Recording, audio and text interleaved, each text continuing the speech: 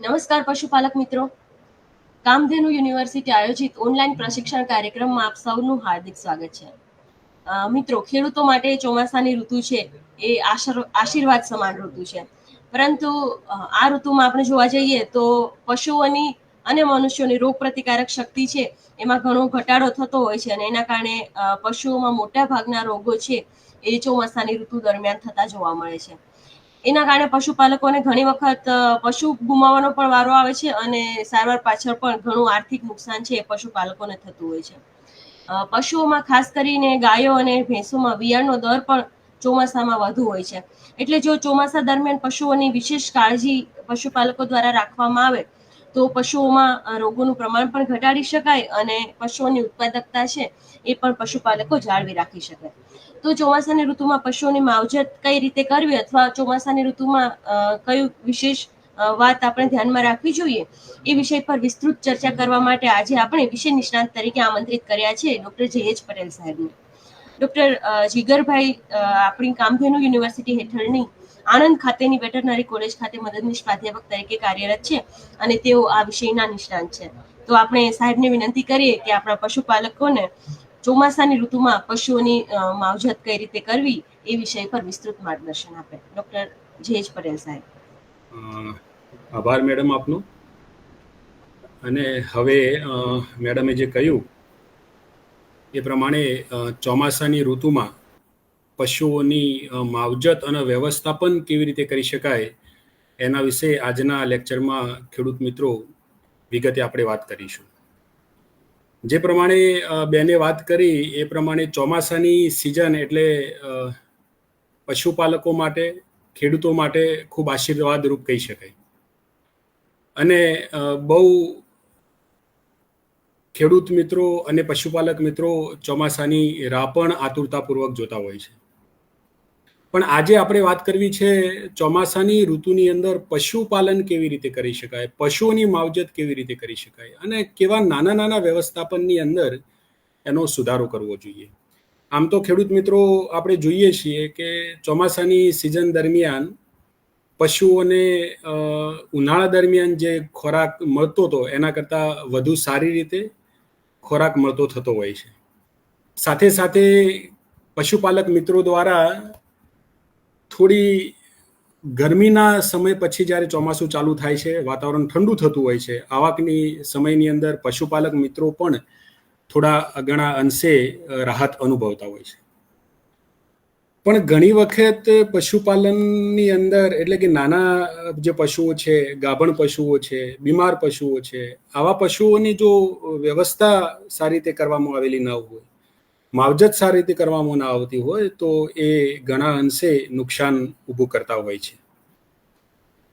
આ બધી પરિસ્થિતિ જોતા ચોમાસાની સિઝનમાં નાના વર્ગના પશુઓ, વધુ દૂધ આપવાવાળા પશુઓ, બીમાર પશુઓ અથવા તો જે ભારે પશુઓ છે, આ પશુઓ ઉપર કેવું વિશેષ પ્રકારનું ધ્યાન રાખવું જોઈએ એ માટે આજે આપણે વિગતમાં ચર્ચા કરવા માટે જઈ રહ્યા છીએ. આ આખા જ આજના ટોપિકને મેં 4 ભાગમાં એના જુદી જુદી રીતે વહેંચ્યો છે. એમાં શરૂઆતમાં આપણે એની માવજત વિશે, પછી એની ખોરાકની અંદર કેવા પ્રકારની કાળજી રાખવી જોઈએ, પશુના રહેઠાણની અંદર ચોમાસાની સિઝનમાં ખાસ કરીને કેવા પ્રકારની નાની નાની બાબતોની જે કાળજી રાખવાની છે, અને એની સાથે સાથે છેલ્લે એનું સ્વાસ્થ્ય, પશુનું જે સ્વાસ્થ્ય છે એ કેવી રીતે આપણે સારી રીતે એને જાળવી શકીએ એની હવે ખેડૂત મિત્રો આપણે વિગતવાર ચર્ચા કરીશું.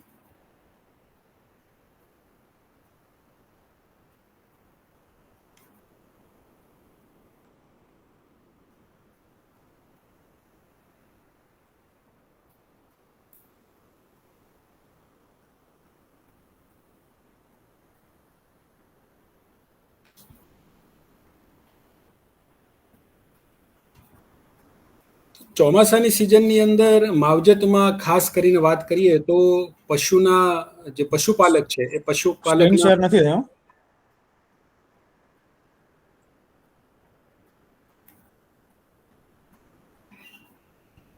ઓકે જી. પશુપાલક મિત્ર જે છે એના પશુના પશુપાલકના તબેલા ઉપર જુદા જુદા વર્ગના પશુઓ નિભાવવામાં આવતા હોય છે અથવા તો રાખવામાં આવતા હોય છે. મોટા ભાગે આપણે જોઈએ તો આ તબેલાની અંદર દૂધ આપવાવાળા, ગાભણ અને દૂધ ના આપવાવાળા, ગાભણ અથવા દૂધ આપવાવાળા, નાના બચ્ચાઓનો સમાવેશ થતો હોય છે. તો ખાસ કરીને ચોમાસાની સિઝનની અંદર આ જે જુદા જુદા વર્ગના પશુઓ છે એમાં પશુપાલક મિત્ર આપણે સૌથી વધુ વિશેષ ધ્યાન આપવા જેવી કોઈ વર્ગ છે તો એ નાના બચ્ચાઓનો વર્ગ છે. શા માટે નાના બચ્ચાઓને વધુ વિશેષ ધ્યાન રાખવું જોઈએ? તો નાના બચ્ચાઓની અંદર જે રોગ પ્રતિકારક શક્તિ છે એ હજુ વ્યવસ્થિત પ્રમાણમાં અથવા તો સુરક્ષિત પ્રમાણમાં જેટલા પ્રમાણમાં જે વિકાસ થવી જોઈએ એટલા પ્રમાણમાં વિકાસ થયેલી હોતી નથી. અને મોટા પશુના સરખામણીની અંદર આવા નાના પશુની અંદર પાણીનું પણ પ્રમાણ વધુ હોય છે. એટલે વાતાવરણમાં ઠંડક થવાથી અથવા તો ઠંડા પાણીના સતત સંપર્કમાં આવવાથી આવા નાના જે બચ્ચાઓ છે એને અંદર ઠંડી થતી હોય છે. આ ઠંડીના કારણે અને શરીરના અંદર એનર્જી પૂરતા પ્રમાણમાં ઘણી વખત ના મળી રહેતા આવા નાના નાના જે બચ્ચાઓ છે એનું મરણ થતું હોય છે. તો સૌથી પહેલા જે આપણા ફાર્મની અંદર જુદા જુદા જે વર્ગના પશુઓ છે એમાં નાના વર્ગના જે પશુઓ છે, બચ્ચાઓ છે, એને આપણે ખાસ કરીને એને સારી રીતે વ્યવસ્થિત રીતે શેડમાં રાખવાનો પ્રયત્ન કરીશું. બીજા નંબરની બાબત છે બીમાર પશુ. સ્વાભાવિક છે કે તબેલાની અંદર મોટી સંખ્યામાં પશુઓ રાખતા હોઈએ તો આ પશુઓમાંથી કોઈના કોઈ કારણોસર પશુ બીમાર ઘણી વખત જોવા મળતા હોય છે. તો આવા જે બીમાર પશુઓ છે એ બીમાર પશુઓને પણ ચોમાસાની સિઝનની અંદર વિશેષ કાળજી રાખી એને બેસવા માટેની, એને રાખવા માટેની, એને ખોરાક માટેની વિશેષ કાળજી આપણે લેવી જોઈએ. અને આવા જે પશુઓ છે એને સૂકી જગ્યાની અંદર, છાપરાની અંદર, શેડ નીચે બાંધવાનો વધુ આગ્રહ રાખવો જોઈએ. અને આવા જે પશુઓ છે એને ખોરાકની અંદર પણ પૂરતા પ્રમાણમાં શક્તિ મળી રહે એવા આપણા પ્રયત્નો હોવા જોઈએ. એના પછીનો સ્લાઇડ મૂવ નથી થતી. હેલો, સ્લાઇડ મૂવ નથી. સ્લાઇડ હું નથી મૂવ કરતો મેડમ. Okay sir. હા, એના પછી આપણે વાત કરવી છે કે દૂધ આપવાવાળા પશુઓ અને ગાભણ પશુઓ. તો દૂધ આપવાવાળા અને ગાભણ પશુઓ જે છે એમને પણ શક્તિની વધુ આવશ્યકતા રહેલી હોય છે. અને ચોમાસાની સિઝનની અંદર જો ખુલ્લામાં રાખવામાં આવે, સતત વરસાદના પાણીની અંદર રાખવામાં આવતા હોય છે તો આવા પશુઓ જે છે એને પણ એના ઉપર અસર થતી હોય છે અને ઘણા અંશે એના ઉત્પાદન ઉપર પણ મોટી અસર થતી હોય છે. અને છેલ્લે પશુપાલક મિત્રને એનું નુકસાન વેઠવાનો વારો આવતો હોય છે.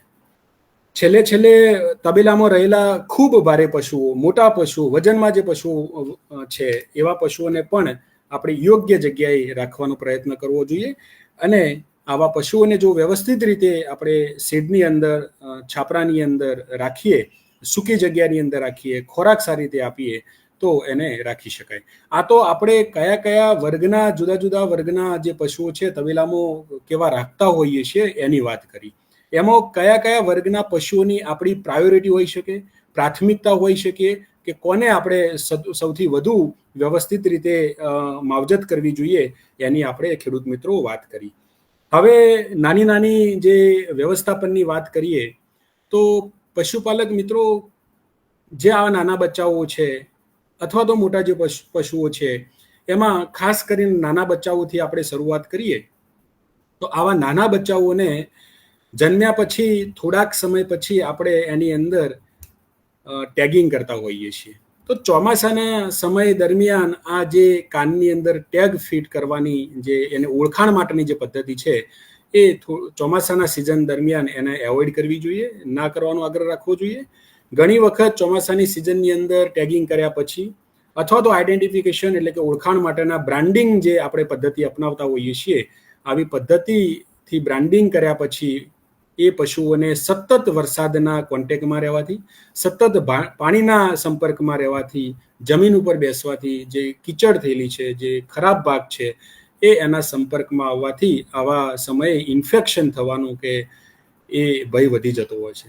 અને ઘણી વખત જો સમયસર આવા જે નાના નાના જે વૂંડ છે એટલે કે ગુમડા જે થયેલા છે, જે માખીઓ થઈ છે, એને જો ઓળખવામાં ના આવે તો આવા જે પશુઓ છે એ પશુઓને ખૂબ મોટા અંશે નુકસાન થતું હોય છે અને બહુ પીડા એમને સહન કરવાની થતી હોય છે.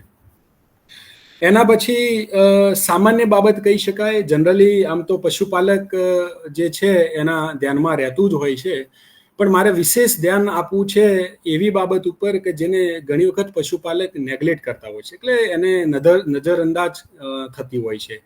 એવી બાબત હું આપના ધ્યાનમાં લાવું તો સાંકળ. પશુઓને મોટા ભાગે આપણે ખીલાથી બાંધી રાખવાની પદ્ધતિ અપનાવતા હોઈએ છીએ.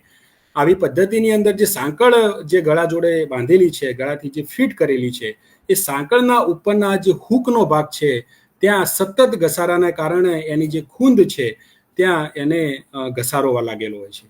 ખેડૂત મિત્રો, આ બહુ સામાન્ય વસ્તુ કહી શકાય, સામાન્ય બાબત છે. પણ જો એ ઘસારાવાળા ભાગને ચોમાસાની સિઝન પહેલા એને સારી રીતે જો ટ્રીટ કરવામાં ના આવે, એને ઓળખવામાં ના આવે, એને જોવામાં ના આવે, તો આ ચોમાસાની સિઝન વધુ વાતાવરણના ભેજના કારણે જે માખીઓનો ઉપદ્રવ વધે છે, એ માખીઓથી ત્યાં ગળાના ઉપરના ભાગમાં જે સાંકળ બાંધેલી છે ત્યાં પણ એને આવા ગુમડાઓ થવાનો ભય રહેતો હોય છે, અને જેનાથી એને પીડા વેઠવાનો વારો આવે છે. બીજી બાબત, શેડની અંદર જે ખીલા છે એ ખીલા રાઉન્ડ શેપમાં હોવા જોઈએ, પ્રોપર ફિટ કરેલા હોવા જોઈએ, વાગી ના જાય એવા હોવા જોઈએ, અને સાથે સાથે એ જે શેડ બનાવ્યો છે એ શેડનો જે મેઇન દરવાજો છે, મેઇન દરવાજામાંથી જે પશુઓની અવર જવર થાય છે, આ દરવાજાનો જે ભાગ છે એમાં પણ કોઈ ભાગ તૂટેલો ના હોય, વાગી ના જાય એવો હોય, એ જોવું ખૂબ અતિ આવશ્યક છે.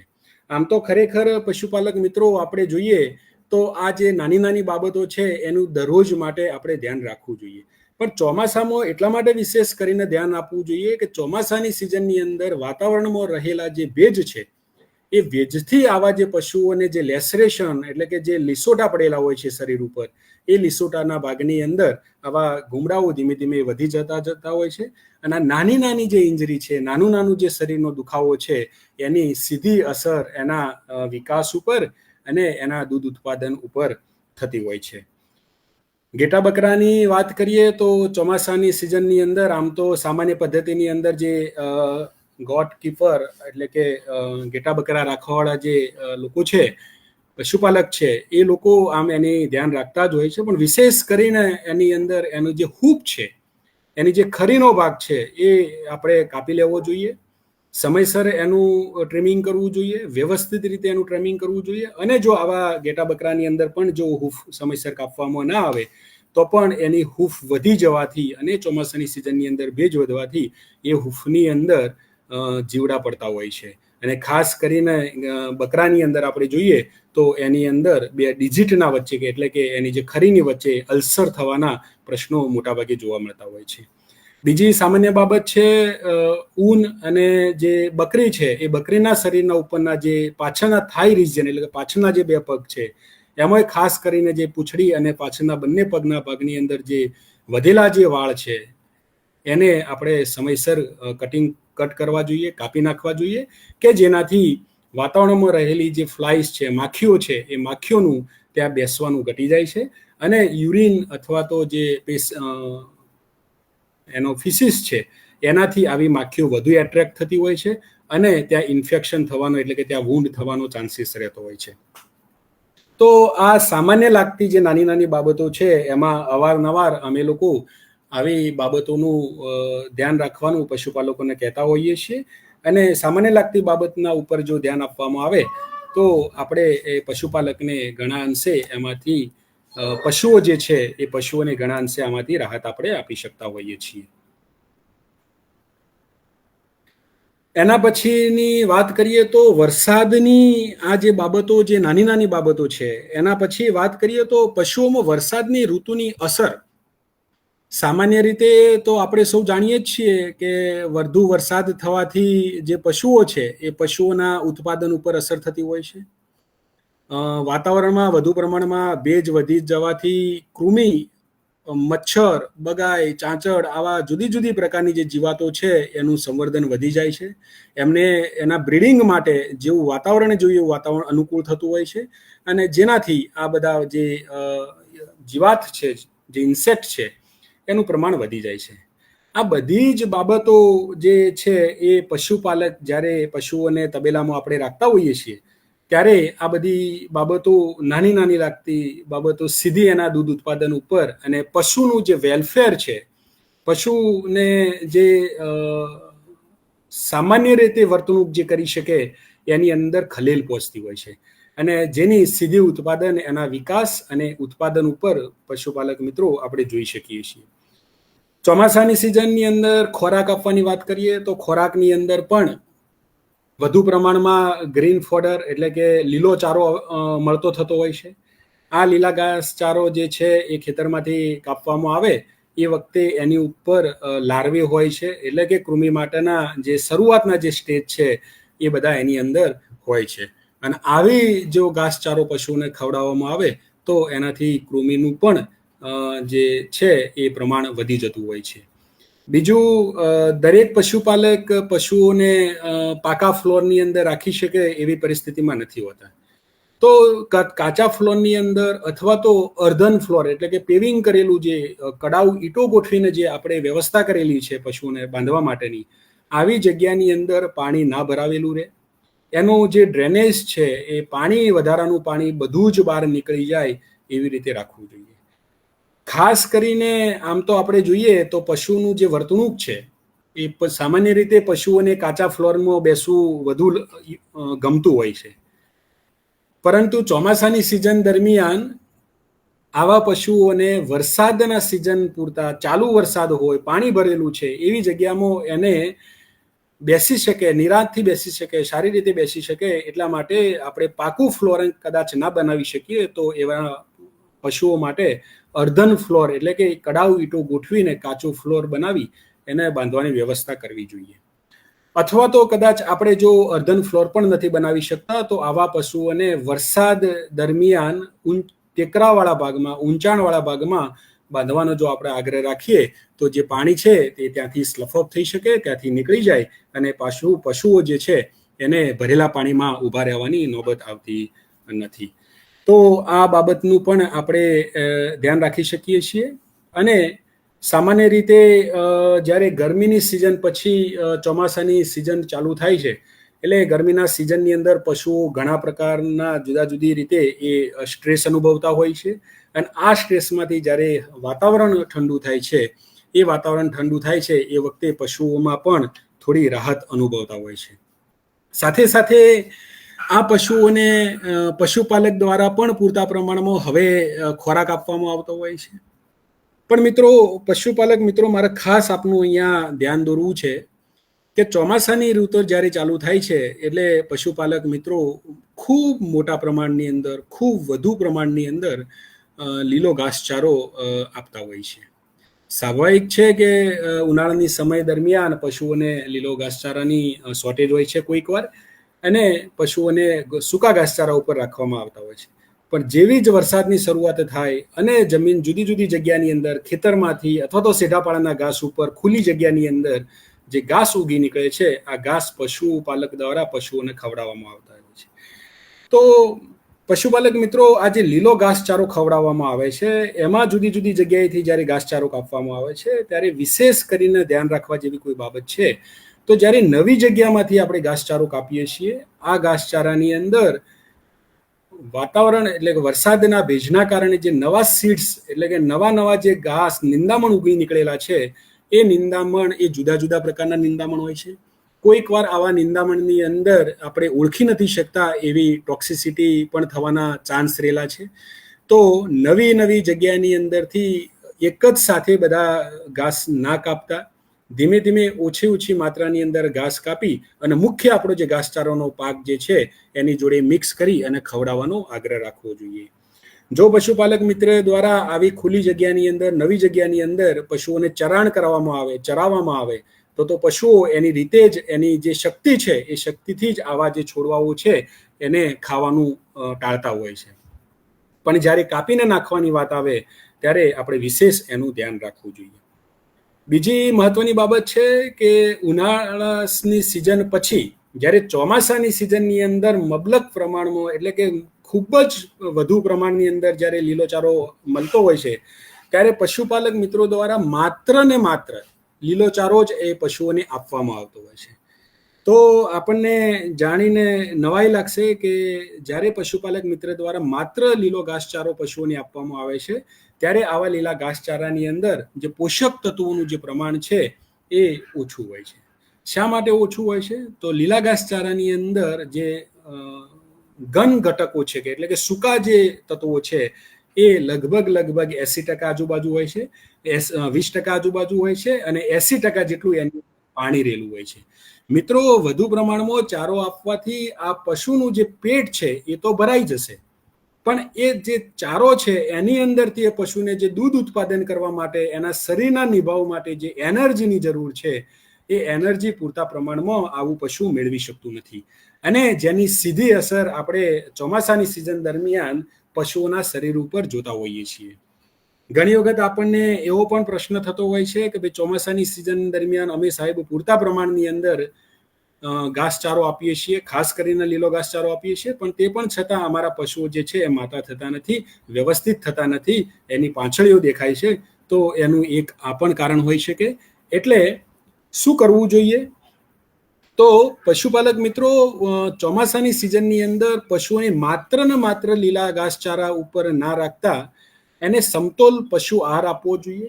ખાસ કરીને જે જુદા જુદા માપદંડ છે એમાંથી એક હું આપને કહું તો 60-40ના રેશિયાની અંદર આપણે આવા જે પશુઓ છે એવા પશુઓને આપણે ઘાસચારો આપશું. તો કેવી રીતે? તો 40% જેટલું એની અંદર લીલું હોવું જોઈએ અને 60% જેટલું એની અંદર સૂકો ઘાસચારો હોવો જોઈએ. હું ફરીથી આપને કહું છું કે ચોમાસાની સિઝન પૂરતા, આમ તો વિશેષ કરીને જ્યારે શિયાળો અને ઉનાળાની સિઝન હોય ત્યારે આપણે 60% જેટલું એની અંદર લીલો ચારો અને 40% જેટલું સૂકો ચારો આપતા હોઈએ છીએ. પણ ચોમાસાની સિઝનની અંદર જે લીલો ઘાસચારો છે એની અંદર વધુ પ્રમાણમાં પાણી રહેલું હોય, શરીરની અંદર જે ઘટકોની જરૂર છે એ ઘટકોની જરૂરને પહોંચી વળવા માટે થઈને આપણે એમાં વિશેષ કરીને દાણ અને સૂકા ચારાનું પ્રમાણ વધારવું જોઈએ. પશુપાલક મિત્રો, આપણે એક બીજા પ્રશ્નથી પણ ઘણી વખત અવગત હોઈએ છીએ અથવા તો ઘણી વખત ફેસ કરતા હોઈએ છીએ અને અનુભવતા હોઈએ છીએ, એ SNF અને ફેટનો પ્રશ્ન છે. ચોમાસાની સિઝન દરમિયાન ડેરીમાંથી વારંવાર એવું કહેવામાં આવે છે કે ભાઈ તમે જે દૂધ લઈને આવો છો એ દૂધની અંદર ફેટ અને SNF મેન્ટેન થતા નથી અથવા તો પ્રોપર નથી. તો એનું આ એક પણ કારણ હોઈ શકે કે જ્યારે આપણે પશુને માત્ર ને માત્ર લીલા ચારા ઉપર રાખીએ છીએ ત્યારે એને શરીરની અંદર જે જરૂરી પોષક તત્વો છે એની ઉણપ થાય છે, અને આ ઉણપની સીધી અસર આપણને એ દૂધની જે ક્વોલિટી છે એ દૂધની ક્વોલિટી ઉપર પણ આપણે જોઈ શકતા હોઈએ છીએ. બીજી બાબત છે કે જ્યારે ઘાસચારો એને પૂરતા પ્રમાણમાં આપણે આપીએ છીએ ત્યારે સૂકો અને લીલો ઘાસચારો મિક્સ કરીને આપવાનો આગ્રહ રાખીશું. ચોમાસાની સિઝનની દરમિયાન આ જે પશુઓ છે એ પશુઓને વાતાવરણની અંદર જે ઠંડક છે એ ઠંડકના કારણે શરીરના અંદર વધુ ને વધુ એનર્જી એને બનાવવાની જરૂરિયાત ઊભી થતી હોય છે, અને સામેના પક્ષે આપણે આવા પશુઓને જે લીલો ચારો વધુ પ્રમાણમાં આપીએ છીએ ત્યારે એ એનર્જી એને પૂરતા પ્રમાણમાં મળતી નથી, અને આ બધી જ વસ્તુઓની સીધી અસર એના શરીર ઉપર, એના સ્વાસ્થ્ય ઉપર અને એના દૂધ ઉત્પાદન ઉપર આપણે અવારનવાર જોતા હોઈએ છીએ. હવે મારે મિત્રો આપને વાત કરવી છે પશુના રહેઠાણની. બીજો એક નવો પહેલું કહી શકાય જે છે પશુનું રહેઠાણ. પશુના રહેઠાણની અંદર આમ તો પશુપાલકો દ્વારા વિશેષ કાળજી લેવાનો પ્રયત્ન થતો હોય છે, અને એમાં ખાસ કરીને પતરાવાળા અથવા તો એસ્બેસ્ટોસની સીટવાળા શેડ બનાવવામાં આવતા હોય છે. સામાન્ય રીતે ગામડાની અંદર જે પશુપાલકની જે પદ્ધતિ છે, સામાન્ય જે પશુપાલનની જે પદ્ધતિ છે એમાં આપણે જોતા હોઈએ છીએ કે પશુને દિવસ દરમિયાન છાપરામાં રાખવાનું અને રાત્રિના દરમિયાન એને બહાર નીકળવામાં આવતું હોય છે. આખા વર્ષ દરમિયાન આ પદ્ધતિથી પશુઓને જ્યારે આપણે રાખતા હોઈએ છીએ અને જ્યારે ચોમાસાની સિઝન ચાલુ થાય છે ત્યારે આવા પશુઓને જ્યારે શેડના નીચે રાખવાનો, બાંધવાનો આપણે આગ્રહ રાખતા હોઈએ છીએ અને બાંધતા પણ હોઈએ છીએ. પરંતુ અહીંયા ફોટોગ્રાફ્સની અંદર આપ જોઈ શકો છો, બહુ સામાન્ય લાગતી નાની દેખાતી જે વાત છે, લીક ના થાય એવું છાપરું હોવું જોઈએ. અને જો કદાચ જૂના પતરા છે, વધુ સમયથી પતરાઓ નાખેલા છે અથવા તો શેડ બનાવેલો છે, તો આવી જે નાની નાની જે લીકેજ છે, જે તિરાડો પડેલી છે કે જેના અંદરથી પાણી શેડના અંદર પડવાનો જે પ્રશ્ન ઊભો થતો હોય છે, એ આપણે એનું સોલ્યુશન એક લાવવાનો પ્રયત્ન કરવો જોઈએ. બીજી બાબત છે કે જે શેડની રચના કરેલી છે એ શેડની રચના પ્રોપર હોવી જોઈએ. તમે આ ફોટોગ્રાફમાં જે જોઈ શકો છો એ પ્રમાણે વરસાદ કે વાછટ સીધો શેડમાં ન જાય તેવી વ્યવસ્થા કરવી જોઈએ. એટલે આમ તો અવારનવાર પશુ ચિકિત્સક દ્વારા આપણને એવી સલાહ આપવામાં આવતી હોય છે કે જે પશુઓ માટેનો શેડ બનાવીએ છીએ એ પૂર્વ પશ્ચિમ દિશામાં બનાવેલો હોવો જોઈએ. આ પૂર્વ પશ્ચિમ દિશાની અંદર જે શેડ બનાવેલો છે એની સાઈડની જે બંને બાજુ છે એ થોડીક લંબાયેલી હોવી જોઈએ કે જેનાથી વાછોટનું જે પાણી છે, વરસાદનું જે પાણી છે, સીધું એ પશુની ગમાણની અંદર ના જાય અને જે કંઈ ખોરાક નાખવામાં આવેલો છે એ ભીનો ના થાય, પલળી ના જાય, એના માટેની પણ આ વ્યવસ્થા આપણે કરવી જોઈએ. સામાન્ય રીતે પશુપાલક જે પશુને શેડ બનાવે છે એની જે હાઈટ રાખવામાં આવે છે 10 થી 12 ફૂટ જેટલી રાખવામાં આવે છે. પણ જો આપના દ્વારા વધુ હાઈટ આપવામાં આવેલી હોય તો જરૂરથી એની જે સાઈડનો ભાગ છે એને આપણે બંધ કરવાનો અથવા તો એની આડ કરવાનો પ્રયત્ન કરી અને જ્યાં વાછોટનું પાણી છે અંદર જતું આપણે અટકાવીશું. બીજી બાબત છે મૂત્રનિકના પ્રવાહીનો યોગ્ય નિકાલ એટલે કે ગટર લાઈન. ચોમાસાની સિઝન ચાલુ થતા પહેલા પશુપાલક મિત્રો આપણે આ જે ગટર લાઈન છે એની જે ડ્રેનેજની જે વ્યવસ્થા છે, જે જગ્યા ઉપર એને ખુલ્લી મૂકવામાં આવેલી છે એ આખી જ પાઇપલાઇન સારી રીતે સ્વચ્છ રીતે ચોખ્ખી થઈ જાય, એની અંદર કોઈ નાના જે બ્લોકેજ છે એ ખુલી જાય અથવા તો ખોલી નાખી અને એને સાફ કરી નાખવી જોઈએ. ચોમાસાની સિઝનમાં જો આને સાફ કરવામાં ના આવેલી હોય અને પાણી અંદર ભરાઈ રહે છે તો એ સીધું જ પાણી પશુના ભોયતળિયાના ભાગમાં ફરતું હોય છે અને જેનાથી જુદા જુદા બાવલાના રોગ થવાના પણ પ્રશ્નો મહદઅંશે વધી જતા હોય છે. તો આ બહુ સામાન્ય લાગતી નાની જે બાબત છે એ છે કે પેશાબનું જે પાણી છે એ સીધું પાણી ચોમાસાની સિઝન દરમિયાન અથવા તો અવારનવાર આખા વર્ષ દરમિયાન સીધી રીતે ડ્રેનેજમાં જતું રહે એવી રીતે આપણે એની વ્યવસ્થા કરવી જોઈએ. પછી ખુલ્લા વાડામાં વરસાદી પાણીનો ભરાવો ન થાય તે માટે ગટરની યોગ્ય વ્યવસ્થા જમીન બહારની તરફ ઢોળાવવાળી રાખવી જોઈએ. પશુપાલક મિત્રો આમ તો પશુ ચિકિત્સક દ્વારા એવું કહેવામાં આવે જ છે કે જે ભોયતળિયું હોય છે પશુપાલકનું એ જમીનના લેવલથી 1 ફૂટ જેટલું ઊંચાણ ઉપર કરવું જોઈએ.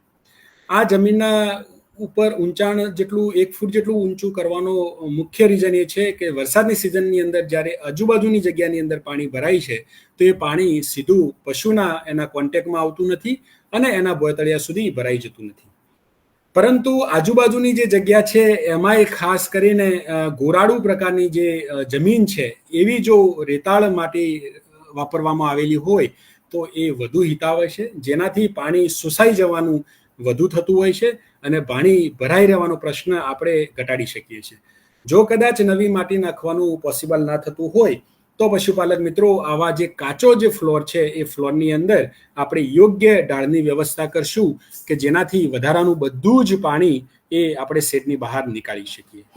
બીજી બહુ મહત્વની બાબત કહી શકાય એવી પશુપાલક મિત્રો એ છે કે જ્યારે આપણે એક કરતાં વધુ શેડ બનાવેલા છે અથવા તો મોટા દૂધ આપવાવાળા પશુઓ માટેનો, ગાભણ પશુઓનો, વસુકેલા પશુઓનો, નાના બચ્ચાઓનો જે પશુઓનો શેડ છે, આ જુદા જુદા પશુઓના જે શેડ બનાવેલા છે એ શેડની અંદર એક શેડમાંથી બીજા શેડમાં વરસાદનું પાણી જતું આપણે અવશ્ય અટકાવવું જોઈએ. ઘણા વખત પશુપાલક દ્વારા આ જે બાબત છે એને નજરઅંદાજ કરવામાં આવતી હોય છે અને એમાં જો એક શેડના પશુઓને કોઈ ખાસ પ્રકારનો જો રોગ થયેલો છે તો બીજા જે શેડ છે એ શેડની અંદર આ પાણી ફરવાથી એ શેડના પશુઓને પણ આવા જે રોગ છે એ થવાના ચાન્સીસ વધી જતા હોય છે. તો આ વરસાદનું પાણી છે એ એકબીજા શેડમાંથી ના વહેતા સીધું એ ગટર લાઈન દ્વારા બહાર શેડની એટલે કે ફાર્મની બહાર નીકળી જાય અને એવા આપણા મોટાભાગે પ્રયત્નો રહેવા જોઈએ.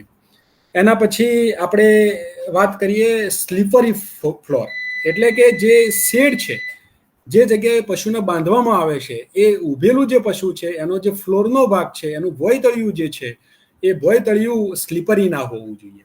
વરસાદની સિઝનની અંદર પાણી રહેવાથી અને પેશાબ કરવાથી ઝડપથી સુકાઈ જતું નથી હોતું અને એવા સમયની અંદર જ્યારે ખાસ કરીને પશુઓ ગરમીમાં આવે છે એટલે એકબીજા ઉપર કૂદકા મારવાનો એટલે કે માઉન્ટ કરતા હોય છે અને આ પરિસ્થિતિની અંદર જો એ ભોયતળિયું સ્લીપરી હોય તો એને નુકસાન થવાનો ભય રહેતો હોય છે.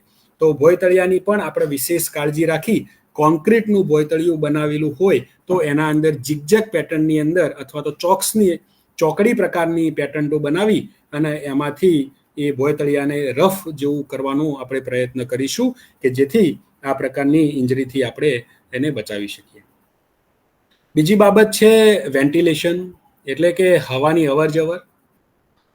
મુખ્યત્વે ઉનાળાની ઋતુની અંદર આવા ગરમ પવનથી બચાવવા માટે પશુપાલક દ્વારા જે શેડ હોય છે એ શેડને 3 બાજુથી કવર કરવામાં આવતો હોય છે.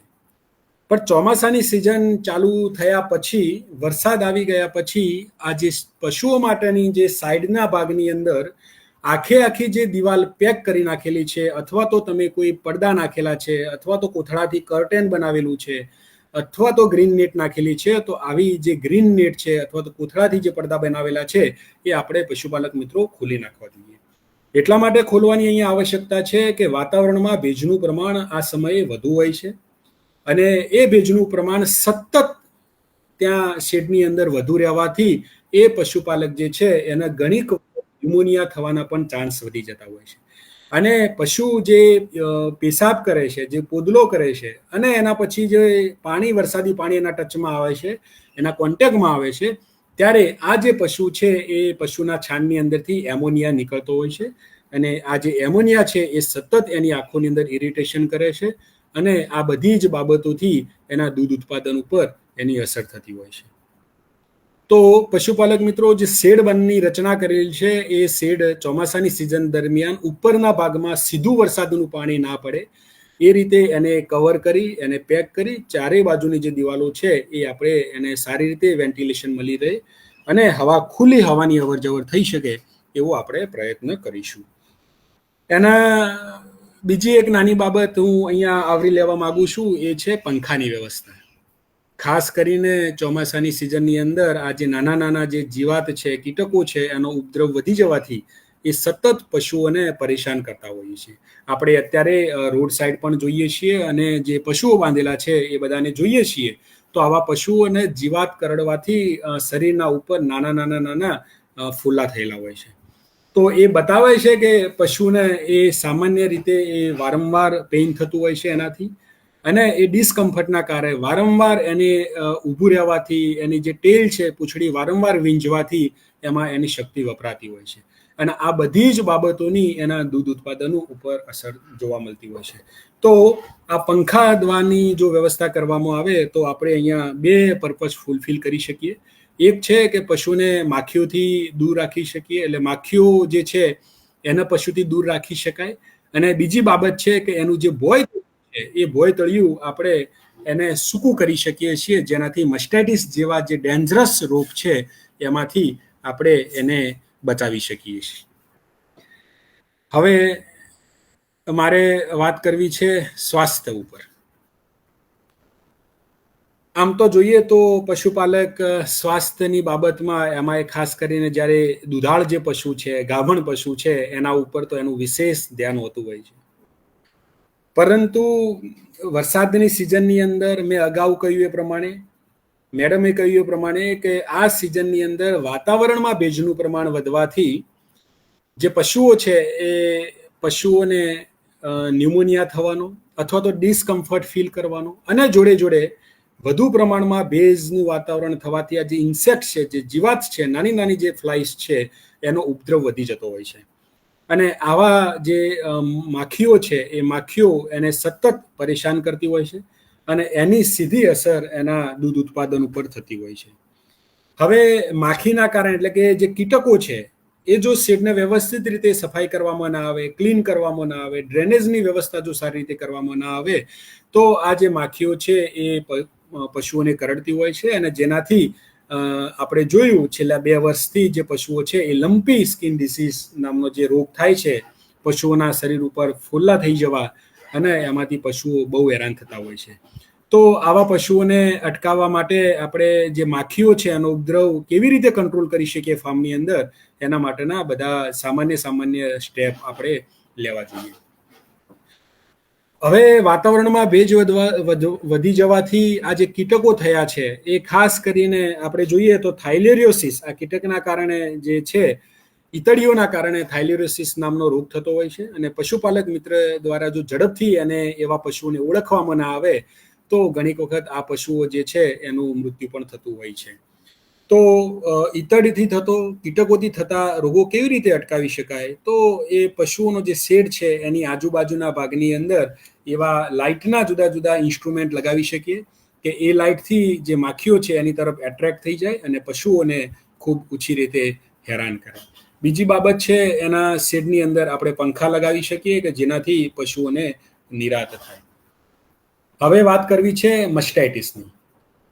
પશુપાલક મિત્રો, આપણે જાણીએ છીએ અને અનુભવીએ છીએ કે ચોમાસાની સિઝન દરમિયાન મસ્ટાઇટિસ એટલે કે જે દૂધની અંદર બાવલામાં જે ગળિયો થવાનો જે રોગ છે એ મહદઅંશે જોવા મળતો હોય છે. આ કેવી રીતે અટકાવી શકાય, કેવી રીતે એને એમાંથી બચાવી શકાય? તો જે ચોમાસાની સિઝનમાં જે ભોયતળિયાનો જે ભાગ છે, શેડનો જે ભાગ છે, એ ખુલ્લો હોવો જોઈએ અને હવાની અવરજવર સારી રીતે હોવી જોઈએ. પશુઓને કીચડવાળા ગંદા ભાગની અંદર ના રાખતા સ્વચ્છ અને ચોખ્ખા ભાગની અંદર રાખવાનો આગ્રહ રાખવો જોઈએ. એનો જે અડાણનો ભાગ છે એને દૂધ દોહન પહેલા વ્યવસ્થિત રીતે સાફ કરવો જોઈએ. દૂધ દોહન પહેલા પ્રી ડીપ સોલ્યુશન એટલે કે જે વિશેષ પ્રકારના જે કેમિકલ આવે છે એનાથી આપણે એનું ડીપિંગ કરવું જોઈએ, આની અંદર ડબોળવા જોઈએ. પછી મિલ્કિંગ કર્યા પછી પોસ્ટ ડીપ સોલ્યુશન એટલે કે પીપીનો જે સામાન્ય રીતે આપણે ઉપયોગ કરતા હોઈએ છીએ, પોટેશિયમ પરમેંગેનેટ, એનું સોલ્યુશન, એનું દ્રાવણ બનાવી અને આપણે એમાં ડીપિંગ કરીએ તો આ મસ્ટાઇટિસ નામનો જે રોગ છે એમાંથી આપણે અટકાવી શકીએ. હવે સ્વાસ્થ્યની બાબતની અંદર પશુપાલક દ્વારા આમ તો પશુઓને ડીવર્મિંગ કરવામાં આવતું જ હોય છે, પણ વિશેષ કરીને ડીવર્મિંગનો જે પ્રોટોકોલ છે, જેની પદ્ધતિ છે, એની જે મેથડ છે એ પ્રમાણે પશુઓને અવશ્ય આખા વર્ષ દરમિયાન ડીવર્મિંગ કરાવવું જોઈએ. જો કદાચ પશુપાલક દ્વારા આવું કૃમિનાશક દવા આપવામાં નથી આવતી તો વરસાદની સિઝન પહેલા અને વરસાદની સિઝન પછી અવશ્ય કૃમિનાશક દવાઓ પશુઓને આપણે આપવી જોઈએ. બીજી બાબત છે રસીકરણ.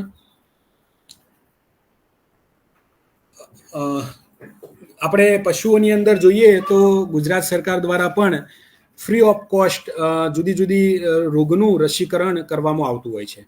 આવા રસીકરણના જે પ્રોગ્રામ થતા હોય છે એવા વખતે આપણે પશુઓને અવશ્ય રસીકરણ કરાવવું જોઈએ. અમારા સંશોધનની અંદર અમે નોંધ્યું છે કે જેઓ પશુઓને સમયસર અને બધા જ પશુઓને જો રસીકરણ કરાવવામાં આવે તો આ જે પશુઓ છે એમને આપણે રોગ સામેથી નિરાકરણ આપી શકીએ છીએ અથવા તો આવા જે પશુઓ છે એ રોગમાં સપડાતા નથી હોતા. સામાન્ય રીતે ચોમાસાની અંદર ખરવા મોવાસા અને ગળસૂંઢો જે રોગ છે એ પશુઓમાં થતો હોય છે. તો આવા જે પશુઓ છે એ પશુઓને જો સમયસર રસીકરણ કરવામાં આવેલું હોય તો આ ખરવા મોવાસા અને ગળસૂંઢો જે રોગ છે એના સામે પણ આપણે એને રોગ પ્રતિકારક શક્તિ બનાવી શકીએ છીએ અને એનાથી નુકસાન થતું આપણે બચાવી શકીએ છીએ.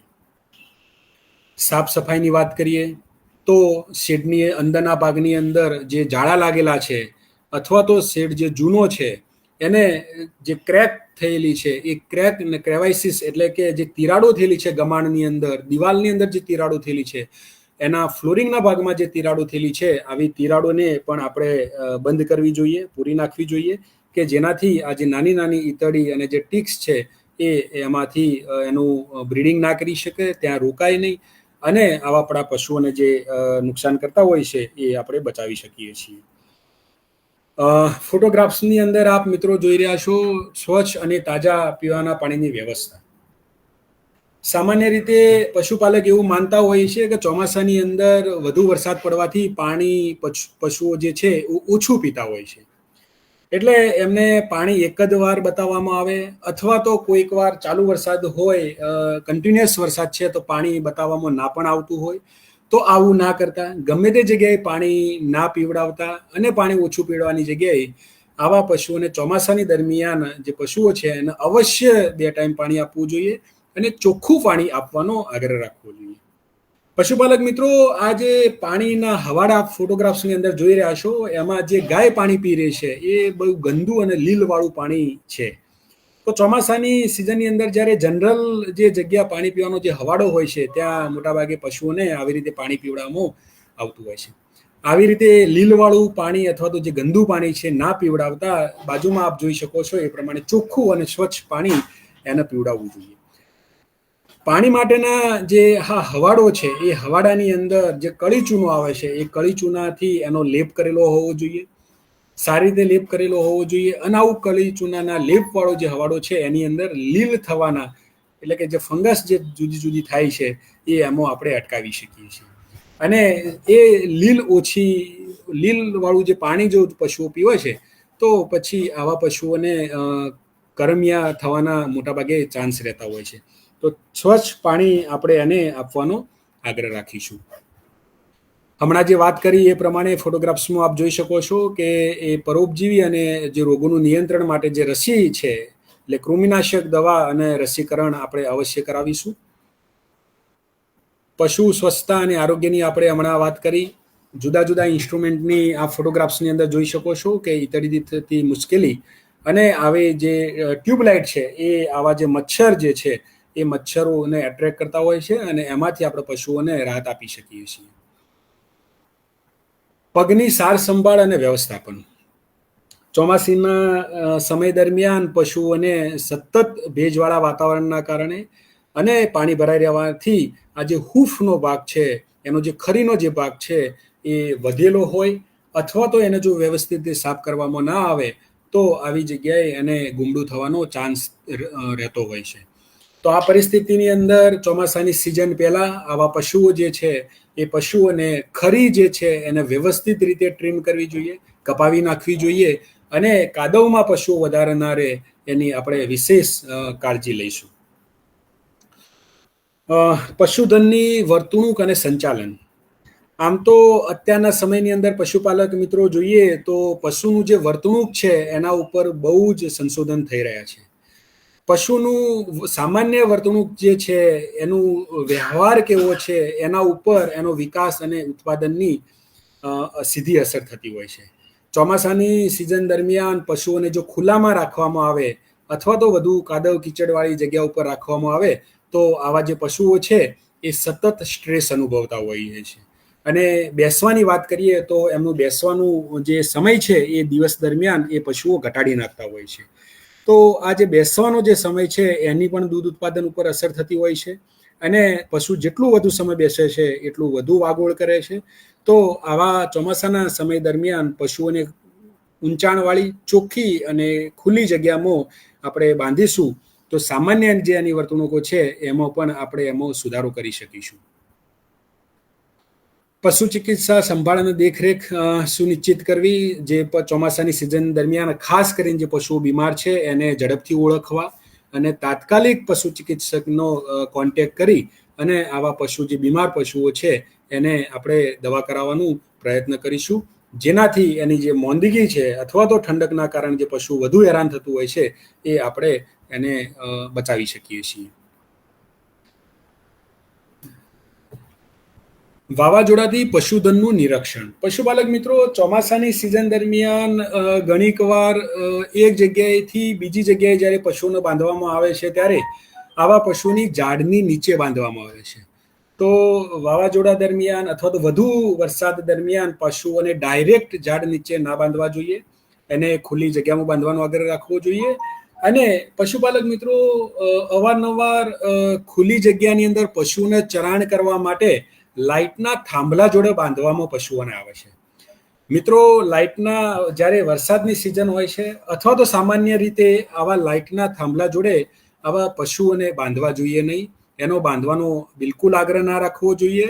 કોઈક વાર વાતાવરણમાં વધુ ભેજ હોવાથી આ જે પશુઓ છે એને હાનિ થતી હોય છે અને એ પશુના જે દોરડી અથવા તો જે સાંકળ બાંધેલી છે એનાથી પણ આપણને શોક લાગવાના ચાન્સીસ વધી જતા હોય છે. તો પશુપાલક મિત્રો, આ સામાન્ય લાગતી જે બાબત છે કે પશુને ઝાડ નીચે બાંધવા અને લાઇટના થાંભલા જોડે બાંધી અને ચરાણ કરાવવું એનો બિલકુલ આગ્રહ ના રાખવો જોઈએ અને સદંતર આ જે પદ્ધતિ છે એનો ન અપનાવી જોઈએ. છેલ્લી અને બહુ મહત્વની બાબત કહીએ તો પશુઓ કોઈક વાર વધુ પડતા કોઈ રોગના આઉટબ્રેકના કારણે અથવા તો ફાર્મની અંદર કોઈ બીમાર પશુનું જે મૃત્યુ થયું છે, આવા મૃત્યુ થયેલા પશુઓ જે છે એને ખુલ્લા ના મૂકી દેવા જોઈએ. એવા મૃત્યુ થયેલા જે પશુઓ છે એ પશુઓને ફાર્મથી દૂરના ભાગમાં એક ખાડો કરી એને દાટવા જોઈએ, એને દબાવી નાખવા જોઈએ. આવા મૃત પશુઓથી બહુ ઝડપથી રોગ ફેલાતો હોય છે અને એના ઉપર બેઠેલી જે માખીઓ છે એનાથી પણ જે રોગ જે છે એનો ઉપદ્રવ વધતો હોય છે. તો આ જે મૃત્યુ પામેલા જે પશુઓ છે, મૃત જે પશુઓ છે, એને ચોમાસાની સિઝન દરમિયાન અથવા તો અવારનવાર ખુલ્લા ના મૂકતા જમીનમાં દાટવાનો આપણે આગ્રહ રાખીશું. તો આજના લેક્ચરની અંદર પશુપાલક મિત્રો ચોમાસાની સિઝનની અંદર પશુઓની માવજત અને વ્યવસ્થાપનની અંદર આ જે બાબતો છે એનું જો આપણે ધ્યાન રાખીશું તો આપણા તબેલાની અંદર રહેલા જે પશુઓ છે એને સારી રીતે, વ્યવસ્થિત રીતે અને સારી રીતે એમાંથી દૂધ ઉત્પાદન આપણે મેળવી શકીએ છીએ.